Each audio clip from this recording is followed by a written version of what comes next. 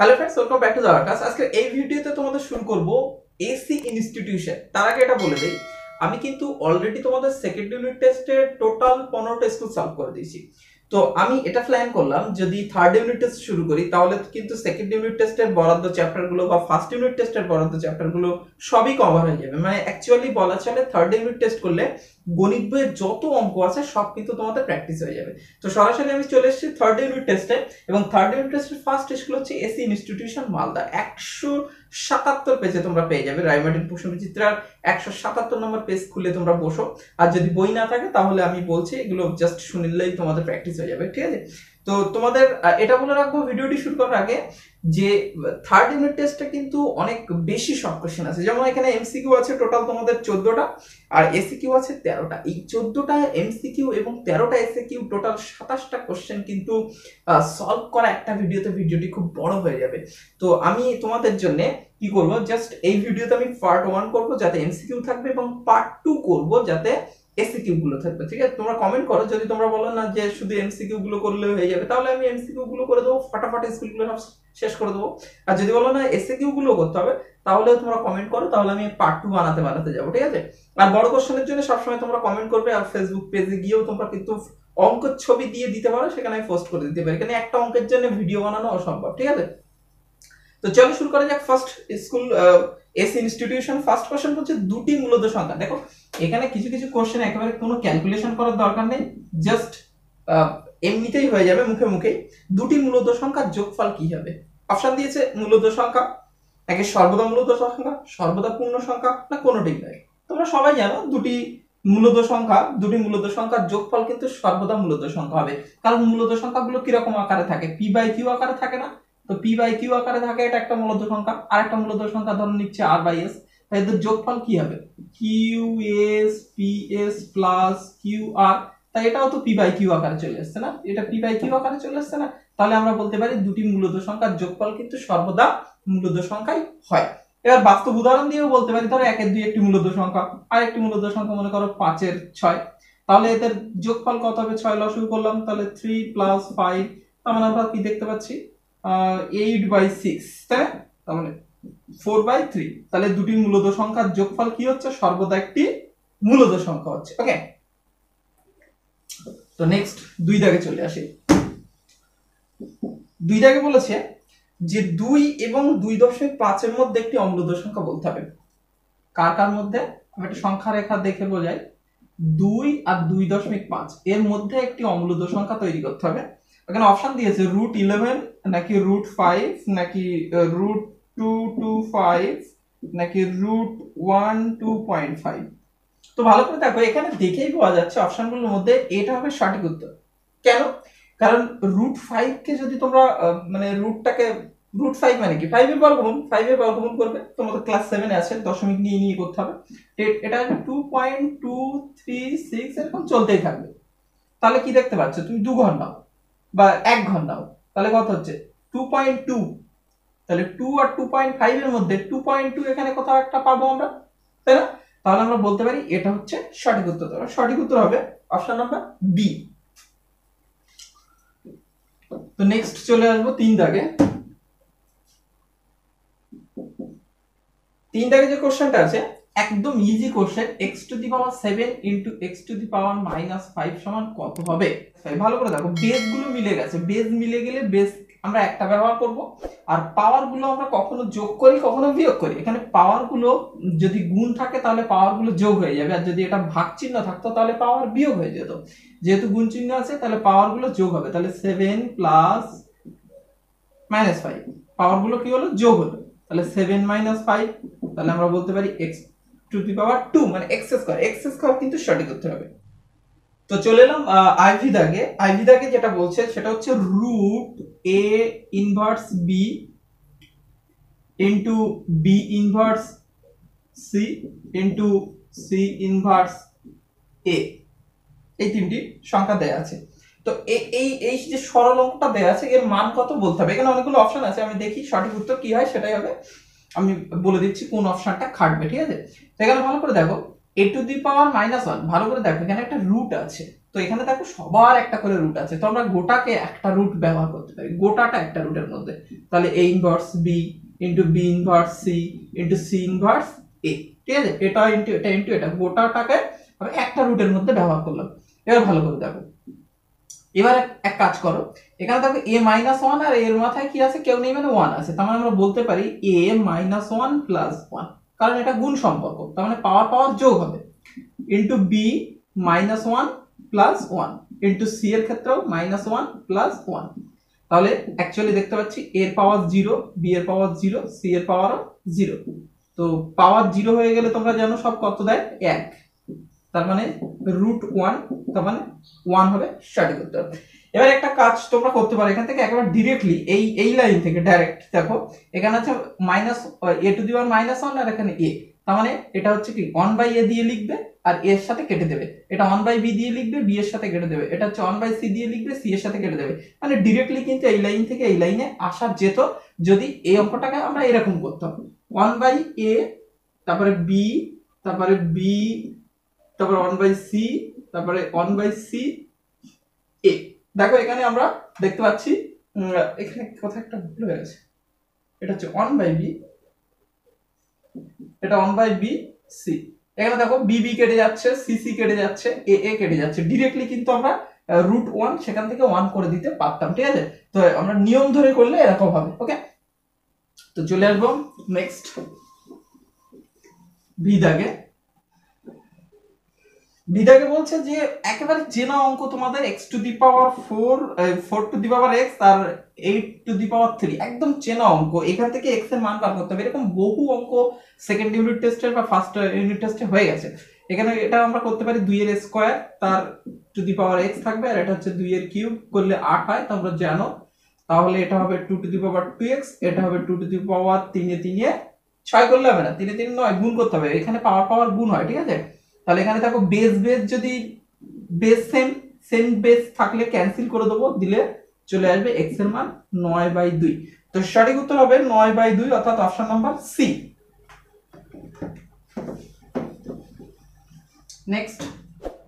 Next চলে আসি Vi, খুবই ভালো কোশ্চেন, একটা গুরুত্বপূর্ণ কোশ্চেন।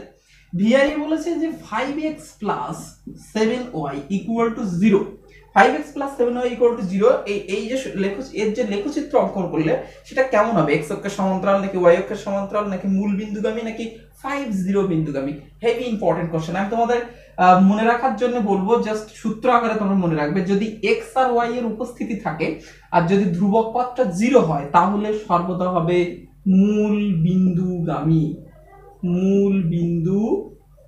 মুখস্থ করো ব্যাপারটা কি বললাম, যদি মানে ফর্মটা এরকম ax + by = 0 এইরকম ফর্মে থাকলে মূল বিন্দুগামী হবে, ঠিক আছে, ফর্মটা মুখস্থ করো, এরপরে অন্য কোনো অঙ্ক অন্য ফর্ম আসলে বলবো, কারণ একটা অঙ্ক নিয়ে যদি সব ফর্মগুলো আমি 4টে ফর্ম আছে টোটাল, 4টি যদি বলতে যাই ভিডিও অনেক বড় হয়ে যাবে, ঠিক আছে, জাস্ট এখানে যেটা পেয়েছো এটাই এখানে মুখস্থ করে নাও, পরে যখন আসবে অন্য ব্যাপার তখন অন্য ব্যাপারগুলো আমি তোমাদের বলবো। তারপর যে কোশ্চেনটা দিয়েছে সেটা হচ্ছে x³ + 3x + 4, কোশ্চেনটা হচ্ছে VII x³ + 3x + 4, একটা অঙ্ক দিয়ে বলছে এর উৎপাদক কি হবে, অপশন দিয়েছে x + 2, এ অপশনে আছে x + 2, বি অপশনে x - 2, x + 1, x - 1, a b c d এই অপশনগুলো দেয়া আছে, যে সিম্পল ব্যাপার, এর উৎপাদক এটা এটা এটা এটা কোনটা হবে এই চারটের মধ্যে, এটা একেবারে সিম্পল ব্যাপার। তোমরা এক কাজ করবে, এইখান থেকে এটা = 0 ধরবে, প্রত্যেকটা =0 করবে, করে x এর মান বার করবে, এখান থেকে x এর মান আসবে -2, এখান থেকে x এর মান আসবে শুধু 2, এখান থেকে x এর মান আসবে -1, এখান থেকে x এর মান আসবে 1, তাই না? এবার এই x এর মান -2 এখানে বসিয়ে দিয়ে দেখবে এর মানটা 0 দিচ্ছে কিনা, 2 দিয়ে দেখবে 0 দিচ্ছে কিনা। আমি নিচ থেকে শুরু করব, এই ধরনের অঙ্ক নিচ থেকে শুরু করলে বেটার হয়, ঠিক আছে, আমি প্রথমে 1 দিয়ে দেখি কি হচ্ছে, এখানে 1 দিলে 1, এটা হচ্ছে 3 1 3, তার মানে 1 আর এখানে 3 মানে 4 4 4 8 হচ্ছে না, -1 দিলে নিশ্চয়ই হবে, তাহলে -1 দিলে কি হয় দেখে নাও, দেখো এটা হবে -1, এটা হচ্ছে -3, এটা হচ্ছে +4, তাহলে কি হচ্ছে 0 আসছে, 0, তাহলে 0 আসছে কিসের জন্য, x এর মান 1 এর জন্য, অর্থাৎ সঠিক উত্তর হবে x - 1 হবে একটি উৎপাদক। ওকে, তো তো নেক্সট চলে আসবো 8 দাগের কোশ্চেনে, দেখো কি বলছে। 8 দাগে 8 যেটা দিয়েছে এবিসিডি একটি সামান্তরিক। তো প্রথমে একটা সামান্তরিক এঁকে নিলাম এ বি সি ডি। এই এবিসিডি একটি সামান্তরিকের বিএডি 75 ডিগ্রি, বিএডি 75 ডিগ্রি, এটা হচ্ছে 75 ডিগ্রি। Okay fine. প্রশ্ন করেছে এবিসি কত হবে। এবিসি এক্সেলেন্ট ইজি কোশ্চেন, ভালো করে মনে রাখবে। সামান্তরিকের পাশাপাশি দুটি কোণের সমষ্টি কিন্তু 180 ডিগ্রি। এখন যদি বলো যে এই পাশাপাশি 180 ডিগ্রি হলে কি এটাও হবে, অবশ্যই।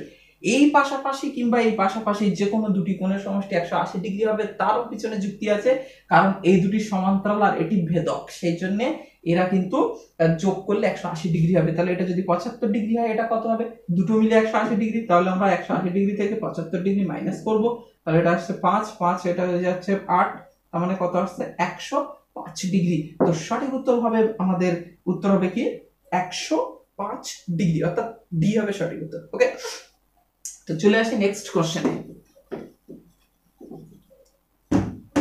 নেক্সট কোশ্চেন হচ্ছে আইএক্স।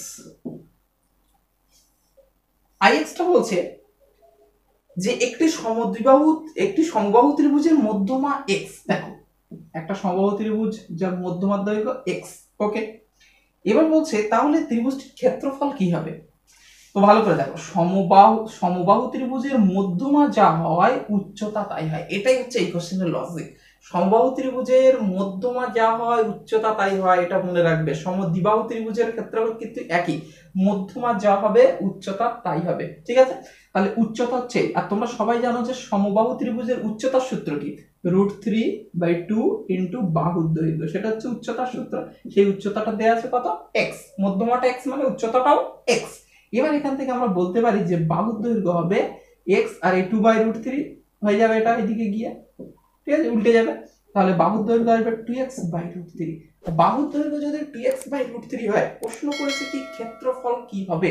তো ক্ষেত্রফলের সূত্র তোমরা জানো যে √3/4 ইন্টু বাহুর স্কয়ার, তার মানে আমরা বলতে পারি √3/4 ইন্টু এটার স্কয়ার, কত হচ্ছে 2x/√3 তার স্কয়ার। ঠিক আছে, এটা ক্যালকুলেশন করলে যা হবে সেটাই উত্তর। এটা কত হচ্ছে, 2 এর স্কয়ার করলে 4x²/3, তার মানে এখানে 4 4 কেটে যাচ্ছে, তাহলে উত্তর হবে, এখানে দেখা যাচ্ছে যে উত্তরটা আসছে এই √3 দিয়ে, আবার এই 3 কে কাটলে একটা √3 পড়ে থাকবে, তাহলে উত্তর হবে x²/√3। x²/√3 হবে সঠিক উত্তর। x²/√3 অপশন নাম্বার সি তে আছে। ঠিক আছে, তো ওটা হবে সঠিক উত্তর। তো নেক্সট চলে আসবো 10 দাগ। 10 দাগে বলছে যে একটি বৃত্তের ব্যাসের দুই প্রান্ত বিন্দু দেয়া আছে, তাহলে কেন্দ্রের স্থানাঙ্ক কত। দেখো একটি বৃত্ত যার ব্যাস, এই দুই প্রান্তের স্থানাঙ্ক দেয়া আছে, একটা হচ্ছে -3, 4 আর ওইদিকে আছে 5 -2, তাহলে কেন্দ্রের স্থানাঙ্ক কত হবে। একদম ইজি ব্যাপার, কেন্দ্রটা মধ্যবিন্দুতে আছে, এই দুটি বিন্দু মধ্যবিন্দুতে আছে, আর মধ্যবিন্দুর স্থানাঙ্ক নির্ণয়ের সূত্র হলো, দেখো এটা প্লাস এটা, তাহলে -3 + 5/2, আর এটা প্লাস এটা মানে 4 - 2/2, এই হচ্ছে সূত্র। এটা প্লাস এটা বাই 2, এটা প্লাস এটা বাই 2, তাহলে এটা হচ্ছে কত, দেখো 5 থেকে 3 বিয়োগ করলে 2, 2/2, আর এটা হচ্ছে তোমার 2/2, তাহলে সঠিক উত্তর হবে 1 1। তো এটা আছে তোমার অপশন নাম্বার এ তে। তাহলে বলছে একটি বৃত্তাকার বলয় 5 সেমি চওড়া, বৃত্তের বহির্ব্যাসার্ধ এবং অন্তর্ব্যাসার্ধের অন্তর কত হবে। দেখো একটা বলয় যত চওড়া হবে, নেক্সট 11 দাগের যে কোশ্চেনটা, একটা বলয় যত চওড়া হবে, বহির্ব্যাসার্ধ অন্তর্ব্যাসার্ধের, এই যে বলয় এটা 5 সেন্টিমিটার চওড়া, তাহলে বহির্ব্যাসার্ধ এটা যদি বড় হাতের আর হয়, আর অন্তর্ব্যাসার্ধ যদি ছোট হাতের আর হয়, তাহলে বহির্ব্যাসার্ধ আর অন্তর্ব্যাসার্ধের পার্থক্য কত হবে, অর্থাৎ বড় আর মাইনাস ছোট আরটা কত হবে, যতটা চওড়া ততটাই হবে, অর্থাৎ সঠিক উত্তর হবে 5। তারপরে x⋅i এ দেখো কি বলছে।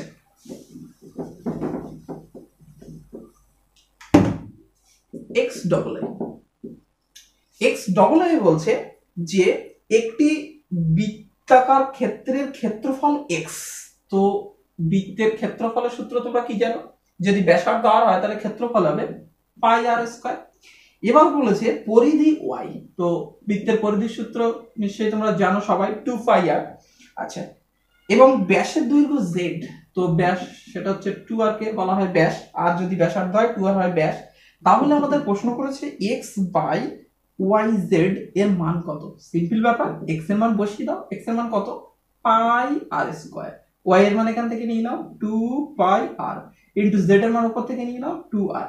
তো ব্যাস কাটাকুটি করব, পাই পাই কেটে যাচ্ছে, দুটো আর আছে দেখো, উপরে আর স্কয়ার মানে আর আরও কেটে যাচ্ছে, দাগের নিচে পড়ে থাকছে দুটো 2 মানে 1 1 4। তো সঠিক উত্তর হবে 1/4, অর্থাৎ অপশন নাম্বার বি। ওকে,